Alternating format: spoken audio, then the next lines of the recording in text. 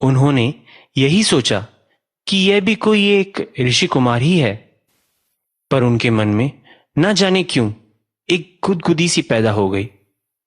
वह अपने आप को रोक ना पाए और बोल पड़े, आपके शरीर से आभा सी फूट रही है। आप कौन हैं? मैं आपको प्रणाम करता हूं। आपका आश्रम कहां है? आप कौन सा व्रत धारण किए हुए हैं? पुरुष और स्त्री का भेद न जानने वाले भोले भाले ऋषि कुमार ने अतिथि गणिका से पूछा, और आगंतुक अतिथि के पैर धोए, अर्घ्य दिया और इस तरह अतिथि का स्वागत और आदर किया। गणिका ने मीठे स्वर में कहा, यहां से 3 योजन दूर हमारा आश्रम है।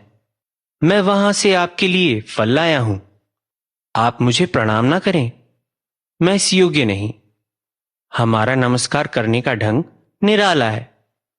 चाहता हूं मैं उसी तरीके से आपको नमस्कार करूं। ऋषि कुमार उनके सुंदर हाव भाव और मधुर स्वर से मुग्ध होकर देखते रहे कि इतने में गणिका विविध पकवान, मोदक आदि उन्हें खिलाने लगी तथा सुगंधित रंग बिरंगी फूलों की मालाएं उन्हें पहना दी तथा तरह तरह के पेय पदार्थ भी उन्हें पीने को दिए।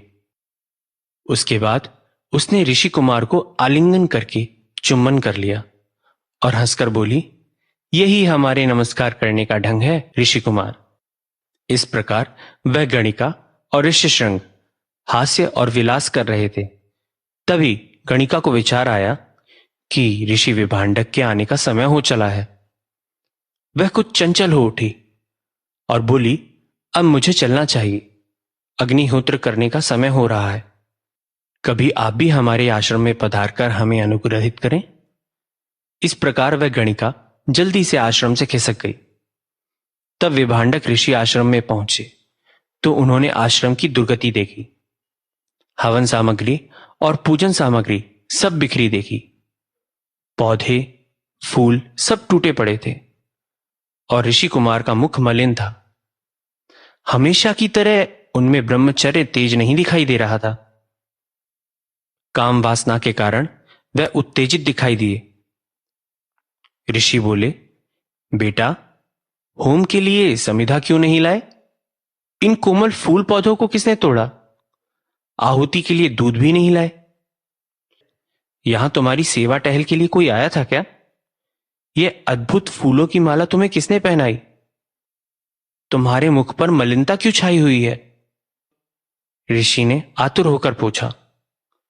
भोले ऋषि कुमार ने उत्तर दिया, पिताजी, एक अलौकिक रूप वाले ब्रह्मचारी यहां पर आए हुए थे।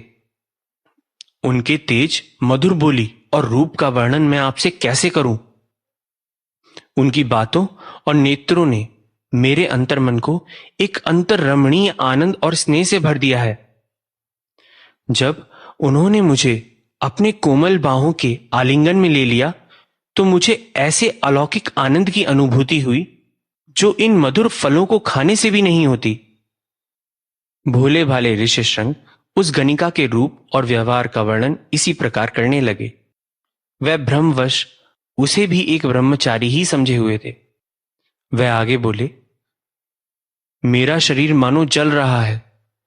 मेरा जी भी उस ब्रह्मचारी के पीछे पीछे जाने को हो रहा है। आप कृपा करके उनको यहां बुला लीजिए ना।